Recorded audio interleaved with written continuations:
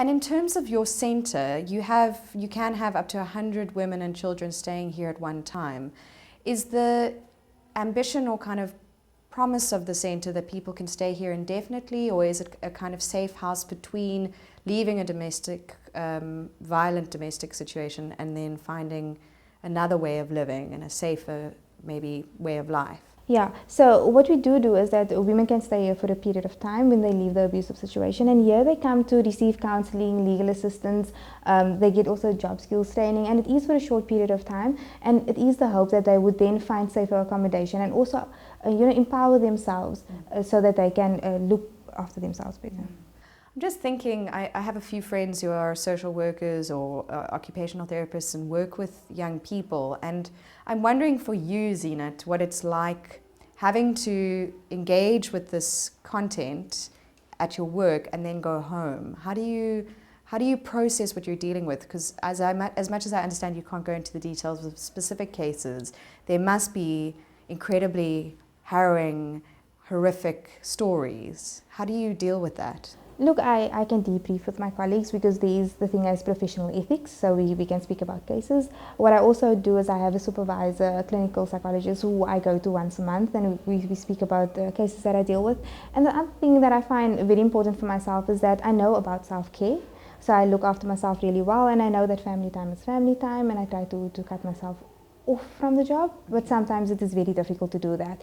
I just keep on reminding myself that I went into this profession because I had a passion for children and that I wanted to make sure that I can do something for them, helping them, educating them, and showing them ways of dealing with difficulties that they are faced with. So what are some of those strategies that you help children to develop, and how do you empower them to know how to deal with a violent situation, or what behaviors are kind of proactive? Okay, so what I do with children is that I help them to understand themselves so that they can understand their strengths and their weaknesses, and also how they react to situations so that they can know where they fit into the situation.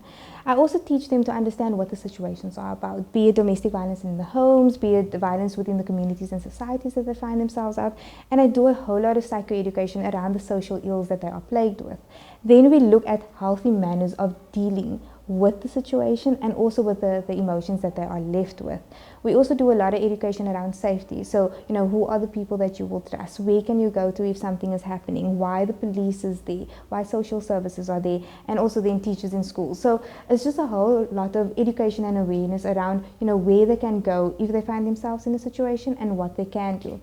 What I find very useful with a lot of the older children is that we also do journaling. So, write down your emotions, try to make sense of your emotions and see where it's coming from so that you understand what you're going through, so that you can also then easily verbalize it to somebody else.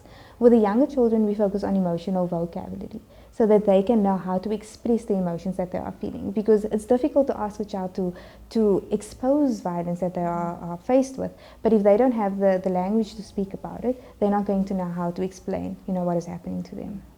You've spoken about the police there, and I'm just wondering, a lot of your work is obviously with people who are children who are in a situation where they're surviving violence or witnessing violence towards maybe a parent or a sibling or even themselves. But do you find that you're sometimes frustrated because you're dealing with the victims?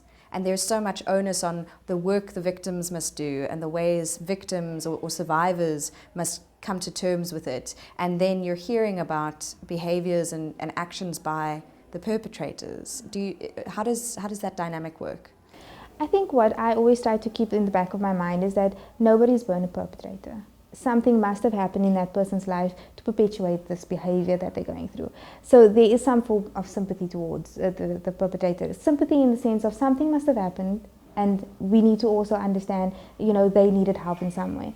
But what I do is that I focus on the survivors, because they are here and they didn't do anything to perpetuate the abuse that was done onto them. So they need the skills, they need the time to debrief and to offload and to work through their emotions.